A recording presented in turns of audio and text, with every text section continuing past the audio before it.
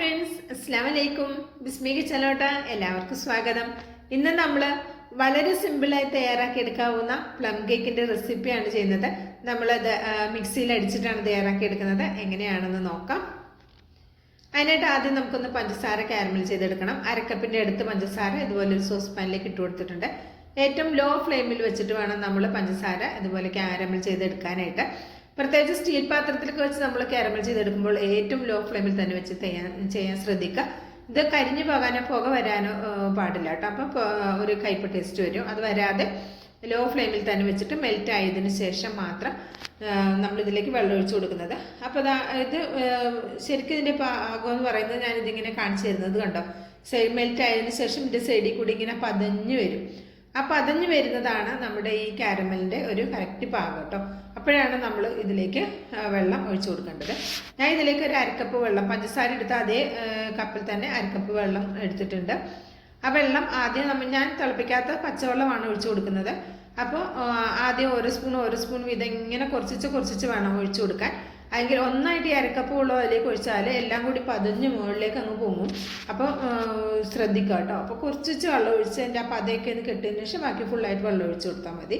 ഇനി ഫ്ലെയിം ഒന്ന് കൂട്ടി വെച്ചിട്ട് ഇത് നമുക്കൊന്ന് തിളപ്പിച്ചെടുക്കണം. നന്നായിട്ടൊന്ന് തിളച്ച് വരുന്ന സമയത്ത് നമുക്കിതിലേക്ക് കറുത്തതും ഈ മഞ്ഞയുമായ കിസ്മിസ് നമ്മൾ കറുത്ത മുന്തിരി എടുത്തിട്ടുണ്ട്, അത് ഇട്ട് കൊടുക്കുക. നിങ്ങളുടെ കയ്യിലുള്ളതിനനുസരിച്ച് എടുക്കാൻ, കുറച്ച് കൂടിയാലും കുഴപ്പമൊന്നുമില്ല, നല്ല ടേസ്റ്റാണ്. പിന്നെ ചുവപ്പും പച്ചയും വരുന്ന ടൂട്ടി ഫ്രൂട്ടിയും കൂടി ചേർത്ത് കൊടുത്ത് നന്നായിട്ടൊന്ന് തിളപ്പിച്ചെടുത്തിട്ടുണ്ട്. ഇത്രയും മതി. ഇനി നമുക്ക് ഫ്ലെയിം ഓഫ് ആക്കട്ടെ. ഇത് ചൂടാറാൻ വേണ്ടി വേറെ പാത്രത്തിലായിട്ടൊന്ന് മാറ്റി കൊടുക്കാം കേട്ടോ. അപ്പോൾ അത് ചൂടാറാൻ വേണ്ടി ഇതിവിടെ മാറ്റി വെക്കുന്നുണ്ട്. ചൂട് നല്ലോണം ആറണം, ഒരൊട്ടും ചൂട് തന്നെ പാടില്ല കേട്ടോ.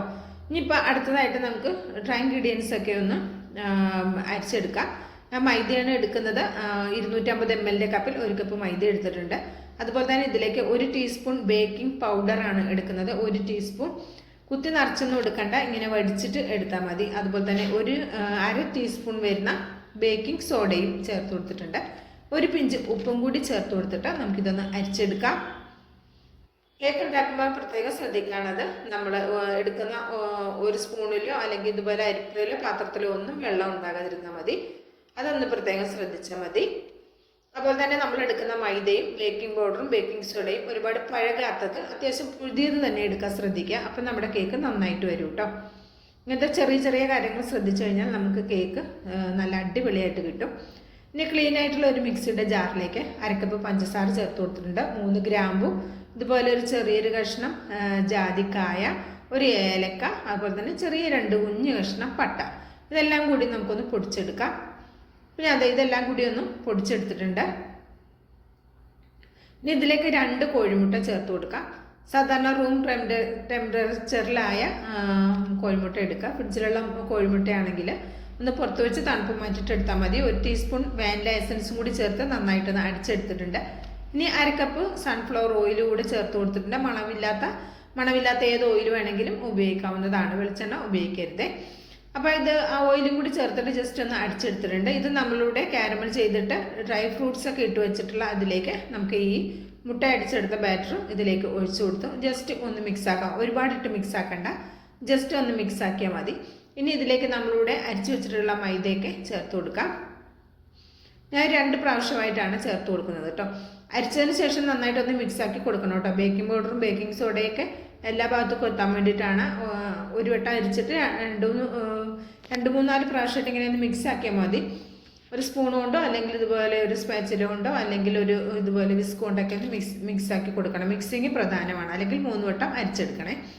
ഇനി മുഴുവനായിട്ട് മൈദ ഈ ഒരു ഇതിലേക്ക് ബാറ്ററിലേക്ക് ചേർത്ത് കൊടുത്തിട്ട് പതുക്കെ ഒന്ന് മിക്സ് ആക്കി എടുക്കുക. ഇതുപോലെ ഒരു വിസ്കിലാണ് ഞാൻ മിക്സ് ആക്കി എടുക്കുന്നത്. അപ്പോൾ ഇതുപോലെ പതുക്കെ ഇങ്ങനെ കറക്കി കൊടുത്താലാകും കേട്ടോ. മൊത്തത്തിലിട്ട് കുത്തി ഇളക്കണ്ട. മുട്ടയൊക്കെ നന്നായിട്ടൊന്ന് നമ്മൾ അടിച്ചെടുത്തപ്പോൾ നല്ലൊരു സോഫ്റ്റായിട്ട് നിൽക്കുന്ന സമയമാണ്. അപ്പോൾ നമ്മൾ ഒരുപാട് കുത്തി ഇളക്കിയാൽ കേക്ക് പൊങ്ങാതെ വരും. അതൊരു ശ്രദ്ധിക്കുക. ഇങ്ങനെ ഒന്ന് തിരിച്ച് കൊടുത്താൽ തന്നെ മൈദ പെട്ടെന്ന് മിക്സായി കിട്ടിക്കോളൂ കേട്ടോ. അപ്പോൾ ഇനി അതിന് ശേഷം നമുക്ക് ഇതുപോലെ ഒന്ന് ഒരു സ്പാച്ചിലോട്ട് ഇതുപോലെ ഒന്ന് ആക്കി കൊടുക്കാം. കട്ടാൻ ഫോൾഡിൻ്റെ രീതിയിലൊന്ന് ആക്കി കൊടുക്കുക. അതിനുശേഷം ഞാനിവിടെ അല്പം ബദാമും കാഷ്നട്ടും ചെറുതായിട്ട് കട്ടാക്കിയിലേക്ക് 1 ടേബിൾ സ്പൂൺ മൈദ ചേർത്തിട്ട് നന്നായിട്ടൊന്ന് മിക്സാക്കി ഇതിലേക്ക് ചേർത്ത് കൊടുക്കാം. എന്നിട്ട് നമുക്ക് ഈ സ്പാച്ചിലോട്ട് തന്നെ പതുക്കെ ഒന്ന് മിക്സ് ആക്കി എടുത്താൽ മതി. ഓവർ മിക്സിങ് വേണ്ട കേട്ടോ. ഈ സമയം ഞാനിവിടെ നമ്മുടെ ഓവൻ സെറ്റപ്പ് അടുപ്പിലൂടെ ഫ്രീ ഹീറ്റ് ചെയ്യാൻ വെച്ചിട്ടുണ്ടായിരുന്നു. ഹൈ ഫ്ലെയിമിലാണ് നമ്മുടെ ഓവൻ സെറ്റപ്പ് ഫ്രീ ഹീറ്റ് ചെയ്യുന്നതെങ്കിൽ 1 മിനിറ്റ് മാത്രം ഹൈ ഫ്ലെയിമിൽ വെക്കുക. അല്ലാന്നുണ്ടെങ്കിൽ ഒരു 3 മിനിറ്റോളം മീഡിയം ഫ്ലെയിമിൽ വെച്ചിട്ട് ഇത് ഫ്രീ ഹീറ്റ് ചെയ്തെടുത്താൽ മതി കേട്ടോ. ഇപ്പം ഞാൻ മീഡിയം ഫ്ലെയിമിലാണ് വെച്ചിട്ടുള്ളത്. ഇപ്പോൾ ഇതാ ഇതേപോലത്തെ ഒരു 6 ഇഞ്ചിൻ്റെ ഒരു കേക്ക് ടിന്നാണ് ഞാൻ എടുത്തിട്ടുള്ളത്. അതിലേക്ക് ഇത് നമുക്ക് ഇട്ട് കൊടുക്കാം. ബട്ടർ പേപ്പറൊക്കെ വെച്ചൊന്ന് ഗ്രീസ് ചെയ്തെടുത്തിട്ടുണ്ട്. ഇതൊന്നും വീഡിയോയിൽ കാണിക്കേണ്ട ആവശ്യമില്ലല്ലോ, എല്ലാവർക്കും അറിയുന്ന കാര്യമായതുകൊണ്ട്. വീഡിയോ ഒരുപാട് ലെങ്ത് ആവുന്നതുകൊണ്ടാണ് അതൊന്നും ഞാൻ കാണിക്കാതിരുന്നത് കേട്ടോ. അപ്പോൾ വീഡിയോ ഇഷ്ടമാക്കുകയാണെങ്കിൽ കാണുമ്പോൾ തന്നെ ഒരു ലൈക്ക് തന്ന് സപ്പോർട്ട് ചെയ്യാൻ ആരും മറക്കരുത്. ഇത് ബാറ്റർ ഇതുപോലെ നമ്മൾ കേക്കിൻ്റെ മോൾഡിലേക്ക് ഇട്ടതിന് ശേഷം നമ്മൾ ഇതുപോലെ ഒരു സ്ക്രൂ കൊണ്ട് ഇങ്ങനെ ഇളക്കി കൊടുക്കുന്നത് ഒട്ടും എയർ ബബിൾസ് ഉണ്ടാവില്ല കേട്ടോ. ഇനി തട്ടി കൊടുത്തിട്ടില്ലെങ്കിലും ഒരു കുഴപ്പമില്ല. ഇങ്ങനെ നന്നായിട്ടൊന്ന് മിക്സ് ആക്കി കഴിഞ്ഞാൽ എയർ ബബിൾസ് ഉണ്ടാവില്ല. പിന്നെ ഇതിൻ്റെ മുകളിലേക്ക് ഞാൻ കാഷ്നട്ടും ടൂട്ടി ഫ്രൂട്ടിയും കറുത്തമുന്തിരിയൊക്കെ ഒന്ന് ഗാർണിഷിന് വേണ്ടി ഇട്ട് കൊടുത്തിട്ടുണ്ട്. ഇപ്പം നമ്മുടെ ഓവൻ സെറ്റപ്പ് ഇതാണ്. ഇതിലേക്ക് ഒരു ചെമ്പട്ടിയിലേക്ക് ഒരു സ്റ്റാൻഡ് ഇറക്കി വെച്ച് കൊടുത്തിട്ടുണ്ട്. ഒരു 3 മിനിറ്റ് ഞാൻ മീഡിയം ഫ്ലെയിമിൽ ഫ്രീ ഹീറ്റ് ചെയ്തെടുത്തതാണ്. അപ്പോൾ ഇതുകൊണ്ടൊന്ന് അടച്ചു കൊടുക്കാം. അപ്പോൾ ഇതിൻ്റെ ആ ബട്ടർ പേപ്പറിൽ ഒന്ന് തട്ടുന്നുണ്ട്, അപ്പോൾ അടപ്പൊന്ന് മാറ്റി കൊടുത്തിട്ടുണ്ട്. എന്നിട്ട് ഇതുപോലെ ഒരു വെയിറ്റ് വെച്ച് കൊടുക്കുക. എനിക്കൊരു കറക്റ്റ് 1 മണിക്കൂറാണ് ഇത് ബേക്കിംഗ് ടൈമായിട്ട് എടുത്തിട്ടുണ്ടായിരുന്നത്.